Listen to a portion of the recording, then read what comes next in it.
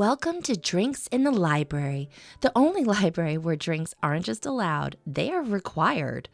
I'm your librarian host, Gigi Howard, and each episode I'll be interviewing a guest about a much-loved book that we will be pairing with a drink for you to enjoy along with us or consider for your next book club meetup.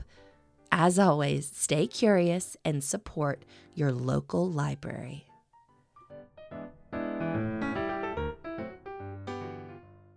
Set in a totalitarian superstate, George Orwell's 1984 follows Winston Smith, an official tasked with rewriting history to align with state propaganda. Driven by a desperate yearning for truth and individuality, Winston rebels against the regime by keeping a forbidden diary and pursuing a love affair. Ooh.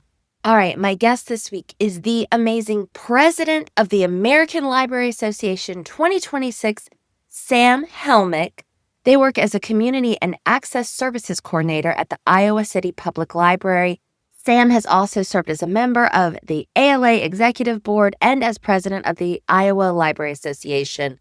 Loved having conversation with them, getting excited for the ALA conference that is coming up in Chicago this month, June 25th through 29th. Do not miss it. They've got an incredible lineup, all talking about libraries, and the American Library Association is celebrating 150 years this year. So congrats to them. So lucky to have Sam in leadership and loved having this conversation with them, talking about censorship and book banning, but also the joy of stories and finding ourselves in them, which is, of course, very near and dear to my heart. We paired this one with a smoky whiskey. I always go with the Toasted Oak from Oak and Eden bourbon whiskey. It's just one of my faves. And it just passes the vibe check of 1984, right? Like you can imagine drinking it in a dark, smoke-filled room and sharing secrets. So love this. One last thing before we get started, Drinks in the Library is on Patreon. If you would like to listen to ad-free episodes or just to support the show, please follow me over there, patreon.com/Drinks in the Library. All right, let's get to it.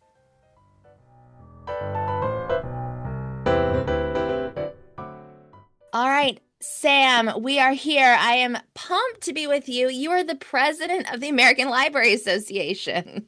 Oh, I am super jazzed. I love Drinks in the Library, and I appreciate you letting me come in and have a sip and a conversation with you. I'm very excited too. And I think we're going to get into a lot of library stuff for sure, which I'm always down to talk about. But leading us in, so we are doing the book tonight is George Orwell's 1984. Yes, it feels apropos for the moment that you and I find ourselves in, I think. I think so. Oh my gosh. So we'll talk about the moment where you found yourself with this book the first time you read it. Oh, so the first time I read it was when I was homeschooling in the early 2000s as a Okay. high schooler, and really thinking about just how things like the Patriot Act were framed, and it reminded me a lot of War is Peace. And so it was a really interesting time to be reading it at the same time the 9/11 Commission report was published. And so Yeah. I felt like I had this really interesting moment in time to have come across this book as a 15-year-old. Yeah. I mean, were you reading all of those as a 15-year-old, like the 9/11 Commission? I'm a little bit older than you, so I was in college when 9/11 happened. I was freshman, so but what I mean, I guess that's a question is what was it like as a younger person? Right. So I actually grew up in a household where like books were redacted with Sharpie, and I would take them out to our backyard and hold them up to the sun to see what they said. And then I was also a product of homeschooling. So it was sort of fascinating like what would be chosen to be redacted versus like having access. And so as a homeschooler, I do remember actually watching the events of that day unfold in real time on national news. I remember kind of being glued between like my self-paced uh, curriculum to the news and kind of becoming, I think, maybe like an information and language fanatic. If that had not happened, I don't know what direction I would have taken, but it was interesting, right? Because you started to realize that words had a lot of power, which I always recognized. But when something's called a Patriot Act, and yet accepting it wholesale as what's considered patriotic versus the implications that it had, including on library workers. I remember that library workers actually faced the potential of jail time because they protected their patrons' records from unreasonable search and seizure from the FBI. And that felt more patriotic to me when I thought about American history than the idea of reading a person's browsing and check out history. And so it taught me about newspeak and when it's actually applied in real life. Okay, so you are, like you said, a language fanatic. For someone who's never read 1984, talk us through what is Newspeak. So, Newspeak essentially is Big Brother's way of articulating the agenda and structures of this new form of authoritarian government. And so, what you will find all the time with Newspeak is that it will imply the opposite of what it actually does. In fact, the slogan of the party is war is peace, freedom is slavery, and ignorance is strength. And it's sort of a horrible testament in a third party narrative of how we can be convinced of actually opposite concepts than truth in our own heads. Freedom is slavery in that if you are a free thinker, then you're burdened with independent thought and having to reconcile difficult concepts. So if you allow the government to not only tell you how to speak, but then therefore help you understand how to conceptualize through speech and how to feel and think, you are freeing yourself from the burden of existence, from the burden of contemplation. And so you have a faction of people who really actually are much more at peace because they have forfeited the difficulties of being a human being navigating, the intellectual, social, and digital world to a higher power. But then you realize that of course is not freedom at all. Freedom comes with responsibilities and burdens, and so I think the narrative really, as we go through Winston's path and journey here, is that obviously independence and freedom comes with suffering, but if the suffering's worth it, because nothing really can replace individual thought. It's what makes us human. Yeah. Wow, that was so articulate and well spoken. And I would love to kind of take a moment to dive in to where we find Winston, who he is, any other characters that, kind of come together to tell this story. Right. And so reading this again in preparation, not only for like this year as president, right, of the Right. American Library Association, but as a practitioner in the information space. And then also just as an outreach librarian, trying to sort of think about what exactly is the role of modern libraries. What I liked about Winston is that he's not exactly an anti-hero. He's actually very much like you and me, right? It's like he's cajoled, he's tired, he's wearing the heaviness of the world around him. And he has these secret inner thoughts that don't paint him in a flattering light, but make him much more realistic. So I think about the fact that he recognizes that something is wrong with the environment around him. He is terrified to act independently in any way because he is now a product of his environment. And he actually resents people for both breaking free of the environment, but also being products Mhm. and falling in line. And so we immediately run on Winston having access to a diary, which by itself is contraband and no longer permitted. The open blank page is too dangerous for folks to have access to. And one of the first terrifyingly brave acts that he commits is putting pen to paper and just allowing a stream of consciousness to come forward because it's all he has. It's like the first time he's really allowing himself to machinate independently from influence. And he's worried about surveillance state. He's worried about privacy. He's worried about whether he's wasting time. What is the point in writing down concepts if they're not going to be remembered in the future? And so you have the simple act of writing on paper, and it really identifies so many important themes in modern life, right? Yeah.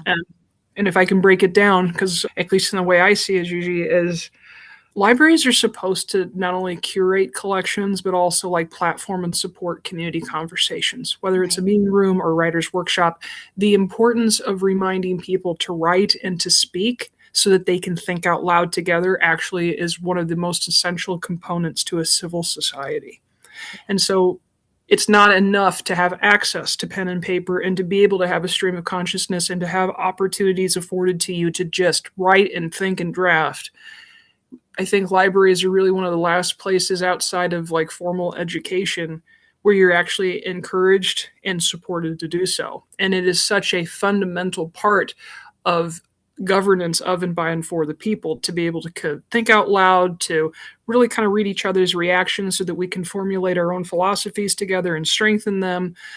But you also have to practice it. It's like a muscle. And so 1984 is first an examination on what happens when that muscle is atrophied by government entities, and how weak does that make civic action, social justice, and even just independent thought. Yeah. And while we're on the subject, I mean, what would you like to have just your regular citizen understand about intellectual freedom, uh, First Amendment rights, other things that libraries really stand for, and how it kind of relates to this story and what we're talking about? Right. I'm really going to live in this first chapter a lot because it really does open up really well and talk about all of the different components of intellectual freedom. The first thing you have is Winston going up multiple stairs, right? Because the electricity in his neighborhood isn't working. They're preparing for hate week. And so it's talking about like the procurement of resources and allocating them to what the government thinks is most effective as opposed to giving the individual access to internet, accessibility up and down floors, and so I think about how what I want folks to understand in the intellectual freedom space is that resourcing, funding, ebook pricing, that is a First Amendment issue. If we cannot afford to give access to the public square of a variety of ideas and perspectives, essentially what happens by default is a pay to participate model in civil discourse. Right. And so I think about how the parallels could be drawn with data farming, right? And all of these centers coming up in the community square when the original data centers were the libraries that are atrophying, as we've seen with recent federal government reports, and not being invested in. And so there's like an ironic parallel there. But then the second piece of this beyond resourcing intellectual freedom is recognizing the importance of privacy. We have Winston being viewed. He never gets away from the chatter of Big Brother because there's always an announcement or just running commentary of what's going on with the party. But then there's also these viewing screens that he can barely hide from in his own home. And so that really talks to us about how we have co-signed to the surveillance state. We have flock cameras, we have Alexa, we have, Rings, and we have social media, and we're increasingly living there. And so we are increasingly becoming a species that is normalizing having no private thought. And you can't have true intellectual freedom. You can't go pursue the stacks or search for information in a database unless you feel like you can completely, without judgment and uninhibitedly, pursue information and knowledge, which is why libraries continue to be so important, because we're not going to turn you into a product or an algorithm or track you while you do that work. But I think what's really fascinating about 1984 is that it's an examination of what happens when we forfeit that privacy because we no longer value it. And then lastly, I think intellectual freedom themes here that are important for our audience to know is that a free people read freely, a free people speak freely, a free people assemble freely, a free people write freely. And so whenever we see movements that work in what we would say in the United States, the First Amendment space, we should be highly suspicious of it. And I would almost say in a knee-jerk way, react in opposition, because censorship is a hammer looking for a nail, and it will never be satisfied. I mean, that's terrifying, obviously, once we start really digging into it, right? I have another question if you're willing to go there a little bit, because now I'm curious about your experience coming into libraries, like being this homeschool kid, and I'm finding out today you being censored in your own home. Yes. Okay, so it's actually a story, and a spoiler, like trigger warning, it involves a tarantula. So I'm in Iowa. I was born in Burlington, Iowa. Got as far as West Burlington a couple times. And in my hometown, there was an older classic library. It wasn't a Carnegie, but it was built about that time. And when I was in high school, our town was having a very dynamic conversation about whether or not we should have a special library levy added in to our community to resource a new one, because the weight of the books was bowing the floor of the original. Things people don't think about. Right, right. And like 15% of Iowa's libraries do that. They actually fund their local values in libraries because we have more per capita than any other state in the nation. And they had done that. And so Burlington wanted to as well. And I was frustrated because A, I had learned what to think versus how to think, that ideas were dangerous and should be redacted. I also didn't have a teen space. I'm a prolific reader. And so the few times I'd snuck into the Burlington Public Library, I'd wanted to go upstairs to see what the teens had because I'd exhausted the children's space and I kind of got side eyed and I felt like I wasn't really welcome. So, what does that do? That creates a generation of people who don't feel like that place is for them. Why should I resource it? So, short story long, Gigi, I actually horrified my freshman college English professor by writing a paper on why we didn't need this levy. Oh, wow. Yeah, and but Okay.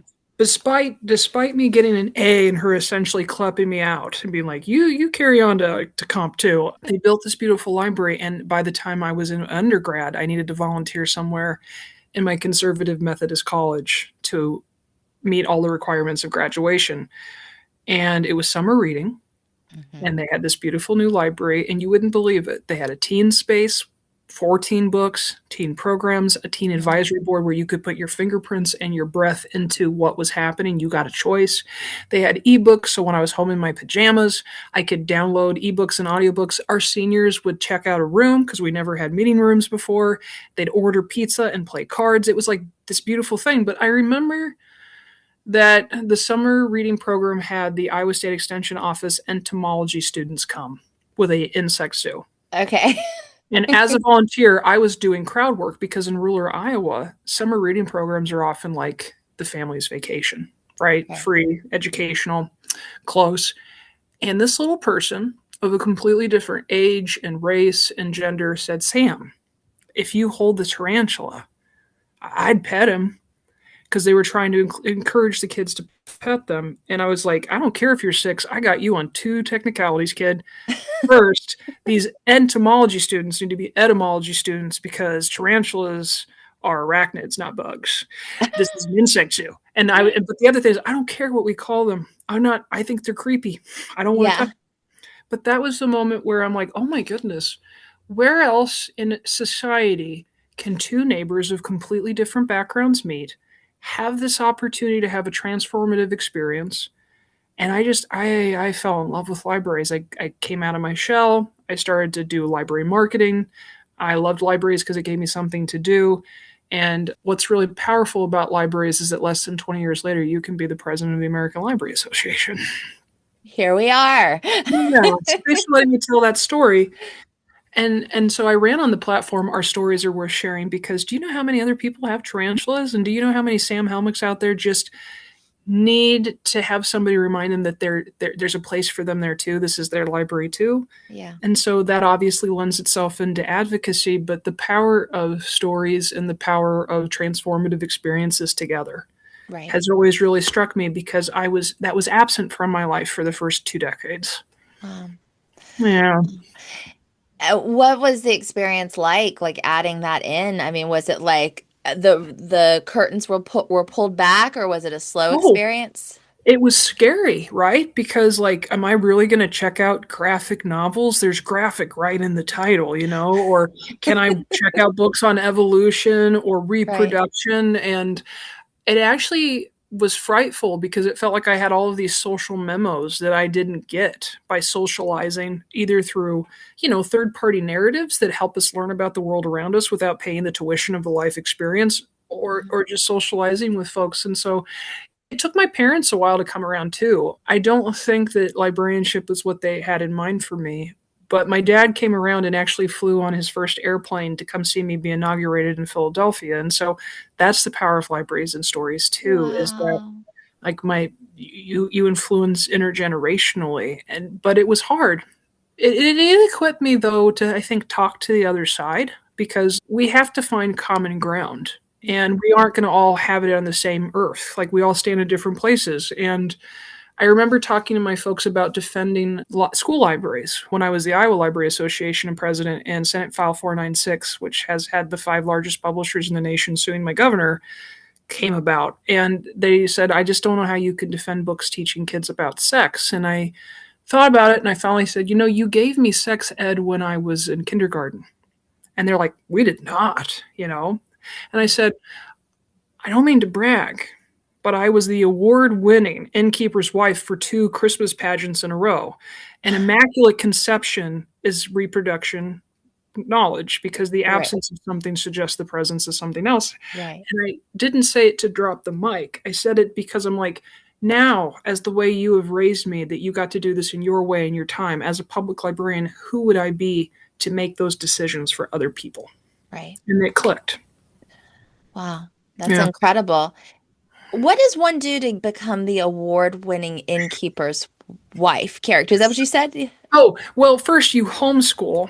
I'm Okay, step because one. I'm like, yeah, and then like you were like the tallest, person in your class and they don't know what to do with you, so they just make you the innkeeper's wife that says, "There's no room in the inn." And I just and so I'm very proud of that. It was my first and last performance, weirdly enough. But I like to joke that like I got an A+ on that paper and they still built the library and I was the innkeeper's wife 2 years in a row. They asked me for a repeat performance.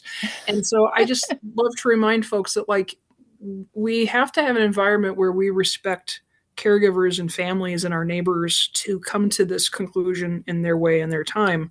And the only way that library workers can actually give you choice as parents and caregivers is to give you all of the options and then you opt in and out of the menu. If I take things off the menu for you, the government has made the choice, not Yeah. you.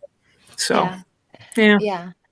Well, I love that. And coming back a little bit to 1984, Mhm. talking about the government making choices. If someone's interested in reading this, what would you say is like the vibe of 1984? Do you? Boy, it's a heavy one, so please have a palate cleanser ready later because like I'm a book pusher, right? We both are, I Yeah. think, just by trade. So my palate cleanser between chapters has been the Godfall by Van Jensen because I like procedural mysteries and sci-fi. So I Okay. would recommend that you read this with a palate cleanser because it's dark. It really Yeah. examines themes that are torture, re-education, authoritarian control, fear, right? Yeah. Um, and it's got so many dark parallels. I think about the fact that like it plays with memory, where it's like 1 minute a portion of the world is called one title, and the next minute a portion of the world is called another title, right? And so Yeah. you think you're starting to draw parallels with like the Gulf of Mexico and the Gulf of America, or 1 minute our allies are our friends and the next minute we're fighting wars with them because they've always been our enemies. And you're like, that a week ago that was not what the Chiron was saying underneath the news, Yeah. but now everybody's saying it. And so it becomes a post fact, post truth world.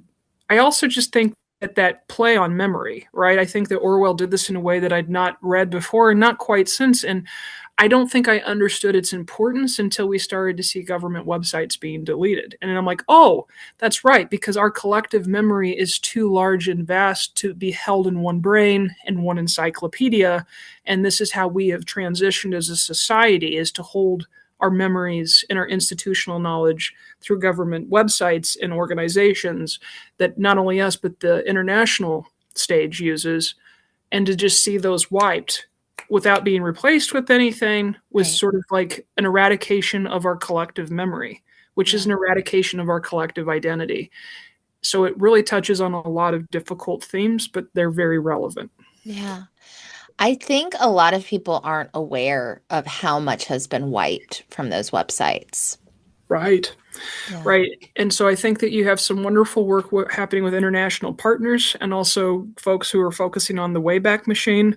But even if you look at like the Institute for Museum and Library Services and the way that it presents itself as an organization, not only on the website, but as a Right. social media entity, it has a stark and almost just immediate shift from being informational and helpful to, I would say it does come across a little bit like propaganda, right? Like Yes. like the presence of an idea no longer is just the presence of an idea, and now it's its endorsement. And Yeah. ideas have to have moral merit. And so I feel like I'm going back to my childhood where every single idea that was processed had to have a moral like assignment to it. And that's really a difficult place for us to live, right? Like Winston, it's like they even talk about reproduction and whether or not we have like a free society that can interact, socialize, and and have sexual discourse with each other. And he goes back and forth and oscillates between absolute abject fear, resentment to this is a natural component of human experience. And he has no wherewithal or really foundational information to navigate that, even though he's middle aged. Yeah. I will tell the IMLS, the shift that I saw. I mean, I followed on Facebook. And then all of a sudden the things that were starting being posted on something I find like almost holy. And Right. it was horrible. It was stark. I'm hopeful still for the future. We've got a lot of people who are doing good work behind the scenes, but if it nothing else, if you're listening to this and you're not aware, go and find out how much has been wiped off what we have online.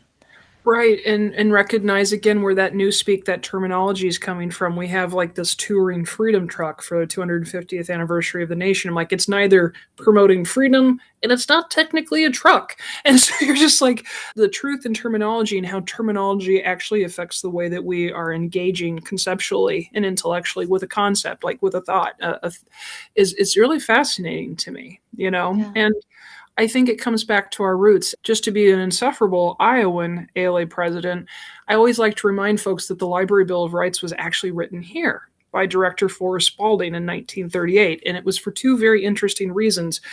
We were just coming out of World War I, and we have a lot of wonderful German immigrants in Iowa, but we were not kind to them, and we would not let them use the Des Moines Public Library meeting rooms. And then Forrest refused to have Mein Kampf on the shelves because the presence of that he felt was the endorsement, despite the fact that like millions of lives would not only be altered but lost due to the evil philosophies therein. And he thought about whether or not we were growing with the rate of our societies and decided that it was time to have standards. And so meeting rooms, displays, collection development, that all came out of Iowa and then was adopted by the American Library Association a year later. And it is Yeah. the international standard of free people reading freely.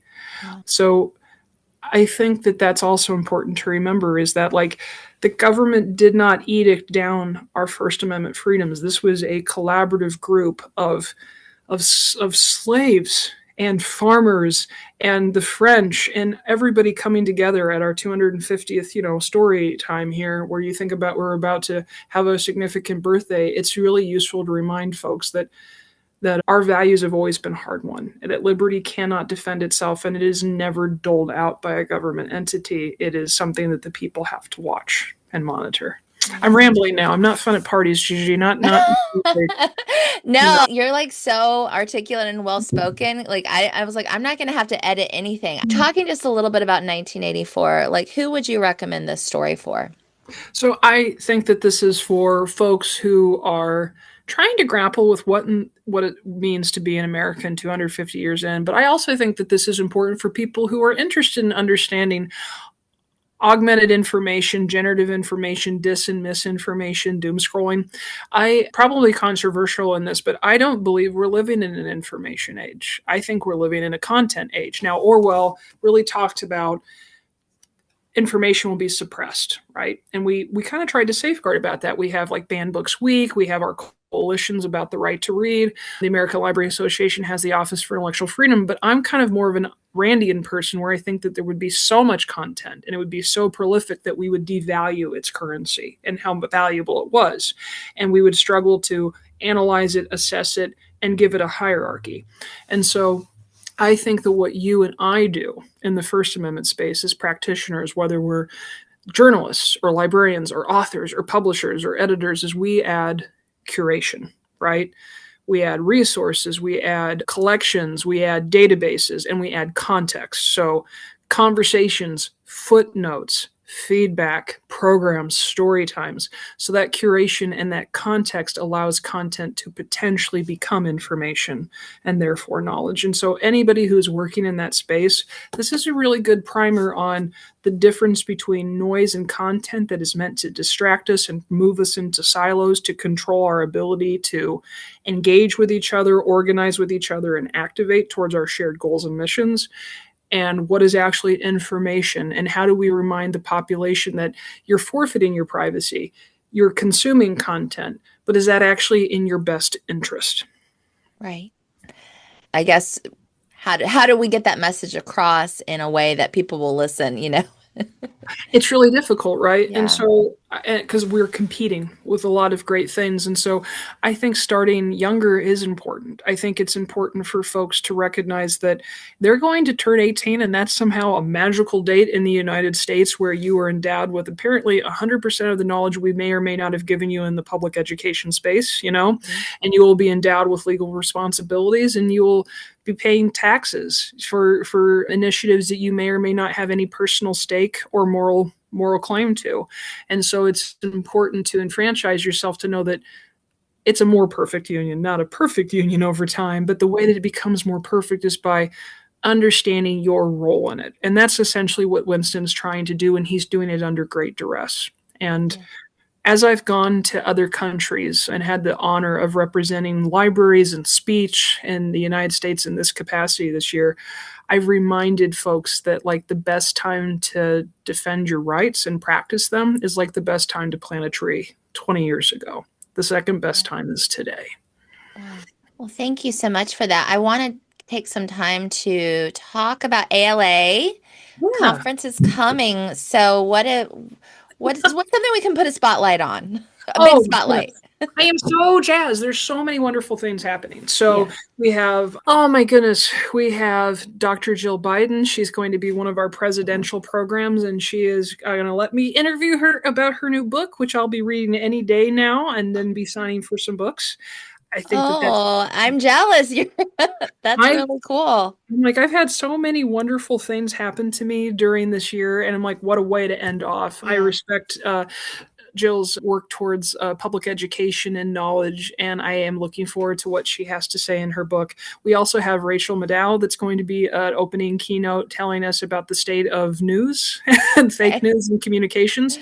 But Uh-huh. then we also have like Lois Lowry, the author of The Giver, talking to us about like how the implications of banned books have changed and not changed over the last 20 years. So I'm excited about those important like socially and policy driven conversations, but I'm also jazzed because every every single time I've talked about ALA in the last year, I've had to say sesquicentennial.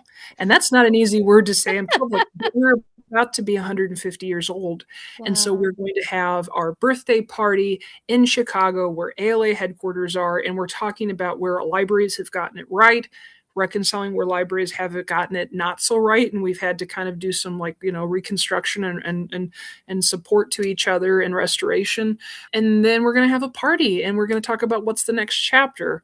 And so those are the highlights, the big kind of components that I'm super jazzed about. But then as a professional in the space, I think we have like 16 panels on artificial intelligence. We have talks about how do we build communities and make those federal and ruler dollars spread and support each other to the best, because you and I know that libraries are always asked to do more with same or more with less. We're going to talk about diversifying our stacks and making sure that our stacks and our staff and our programs reflect the communities that we serve. And there's really no better time than Chicago in late June. It's always one of my favorite conferences. And then lastly, and this one's still formulating, the Obama Center is opening in late May. So I think there will be a couple special events with ALA to celebrate that. And I'm super excited about more to come. Okay. How many practice runs did you have to get in to be able to pronounce sesquicentennial? I don't know if I got it. So that was one of those where like you're driving into work and you just play with it. You're like, what is the emphasis on the right syllable? I have no idea what I'm doing here. And so I've been overjoyed to just get to talk about our 150 years of service and networking awareness to enfranchise the public about what is available to them in their community libraries, how it's like opportunity on cold storage, and then they come in and they breathe life into it, and we're here to thought partner.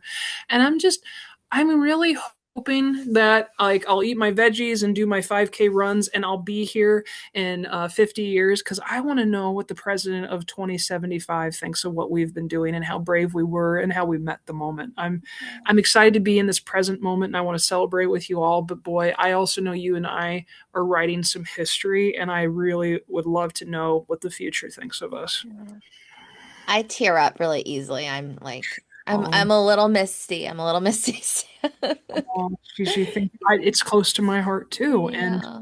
Yeah. so our profession has been in the crucible. The right to read has been under a threat that I never thought I'd see our nation or the modern age face. And I think from everyone from Book Talk to Joyful Michael Threets with our new Reading Rainbow to podcasts like yours, like we are all embracing literacy and joyful reading with both arms. And I think that that's one of the best ways to meet the moment, because if you go out and vote and you use your voice and you run for office or you write your letter to the editor, that is essential and important. But we have to keep remembering why we're doing it. And Right. it's because our stories are worth sharing. Yeah. I love that so much. That was perfect. Thank you. So after the conference, after your tenure, where do you go from there? Are you anything you can hint at? Well, I have been the Community and Access Services Coordinator at the Iowa City Public Library for the last 5 years. And I want to be a good past president for Dr. Maria McCauley, who's coming behind me. And I just want to get back out on my bookmobile and connect with my community and support my new director. I love being a public librarian, and I love being one that gets to support, let's see, my three teams are public relations, marketing, circulation, bookmobile, and outreach. I rest on the laurels of a lot of great staff, and I want to come back and strengthen my relationships with them in the community and go back to being what I've been bragging about for the last year, an American librarian. Yeah. And that's really what it's all about, right? Yeah, Yeah. yeah. Oh, That's I also have a huge to be read pile. I've met so many cool people like you, and I'm like, you won't even believe it. Like, it's insane. I'm I sure. love it. It's like that's a good Okay. problem to have. Okay, well, I'm happy for you to get that time. Sam, this has been such a delight to talk to you, talk about libraries, talk about things that you and I are both so passionate about. And I just think you are amazing and we're so lucky to have you in our leadership. So thank you. Thank you too, Gigi. Cheers. Cheers. Yay. Yay. Yay. Thank you for spending some time with me and my guests for an episode of Drinks in the Library. For more information about the show, you can find us on Instagram at Drinks in the Library, on the World Wide Web, drinksinthelibrary.com, or shoot me an email at drinkspod@gmail.com. Until next time, cheers.